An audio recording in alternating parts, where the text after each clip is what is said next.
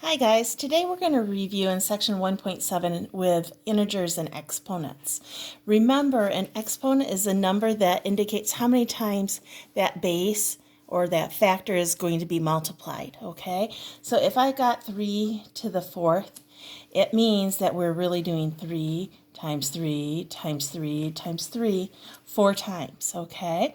The bottom here is called our base, and this here is called our exponent, okay? And finish writing it. Remember, there's difference when we're working with exponents. Negative 3 to the square really means it's negative 3 times negative 3.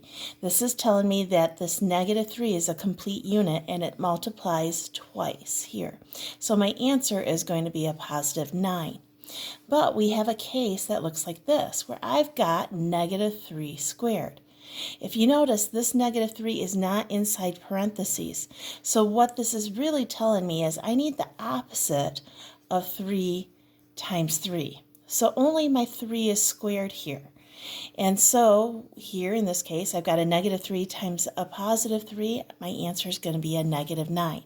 So be careful when you're going through your problems. Watch and double check whether your negatives are attached to a number inside parentheses or if there's no parenthesis at all, because that means different things. Okay, now we're going to go and look at some of our rules of exponents here. Okay, so our first one we're going to deal with here is multiplication of powers. If you notice here in this situation, I've got 3 raised to the second power and 3 raised to the fourth. I have the same base. They're both 3. So when I multiply this out, I'm going to actually add the exponents.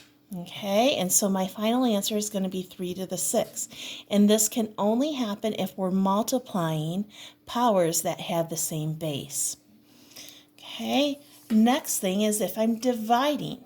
Okay, if I'm dividing powers that have the same base, so here in this case, I've got 5 to the 5th power divided by 5 squared, I'm going to use the rule that says I can go ahead and I can subtract exponents. So this is going to be 5 to the 3rd power. The next rule we deal with is when I have a power raised to a power. In this case, I'm going to go ahead and multiply the exponents together. I have one power raised to another exponent. And so what that really means is 2 to the 3rd times 2 to the 3rd. Well, we just learned this up here at the top. When I'm multiplying two numbers with the same base, I add the exponents, and I get, whoops, help if I have the same number, 2 to the 6th. Okay, that's why that can occur there. Okay, guys, let's go ahead and do some practice here quick. I've got x to the 3rd times x to the 4th. When I multiply them together, I get, using the rule at the top, I get x to the 7th. Okay?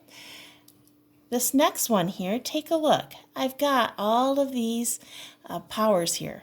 I have the same base, and so I'm going to go ahead and I'm going to use the rule at the top. Same base, I'm going to go ahead and add my exponents. So really this means 12 plus 28 plus 17 to give me my final answer of x to the 57th power. Okay, take a look over here. The next one, I have a division problem, okay? We've got, if you notice, I have numbers here along with some exponents. So what I need to do is go ahead and I need to do the division of my numbers here. Looking at this, can 8 go into 16? Yeah, 2 times 8 is 16. So I can simplify that and leave that as 2. But now I need to work with my powers here. And I have division, and with the rule of division, it says that I'm going to go ahead and subtract the denominator from the numerator. So 24 minus 4 gives me 20. So my final answer is 2x to the 20th power. Okay, this last one is multiplying. We've got same factors here, but I also got numbers attached to it. So I'm going to go ahead and multiply my coefficients first. So 3 times 5 is 15. And now I'm going to use the rules of my powers here, same bases. I'm multiplying, so I'm going to add the exponents. 3 plus 5 is 8, and that's my final answer. Remember, as you're going through your problems and you see the word simplify, whenever I have exponents with variables, I need to get it as simple as I can, but I cannot add them together. I cannot add numbers and variables. I'm going to, when I simplify it, if I've got variables, I just need to simplify the variables down as far as I can. But here in this case, like these examples up here, if you notice, they all have numbers. I can go ahead, if I simplify this, and I can go ahead and give a final answer. This means 2 times 2 times 2 times 2 times 2 times 2. So we know 2 times 2 is 4. 4 times 2 is 8. 8 times 2 is 16. 16 times 2 is 32. 32 times 2 gives me my final answer of 64. Okay, in this case, I've got 5 times 5, which is 25. 25 times 5 gives me 125. Okay, so watch it when your homework problems say to simplify. If it's all complete numbers here, like in these examples, I need to simplify it down to one answer, but I might have variables attached to it, and those I need to simplify that variable down as small as I can, but I do not get to add it with a number or anything like that, okay? So be careful with that. The last thing we're going to talk about here is negative exponents. Okay, remember, we can't work with negative exponents until we make them positive.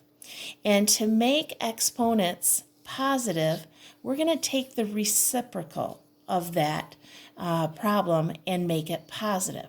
So here in this case, I've got 1 over x to the negative 2. What I'm going to do is take the reciprocal, which basically bumps this up to the numerator. And when I do this, I end up with x squared. Okay, got a couple of examples here. Let's work through it here.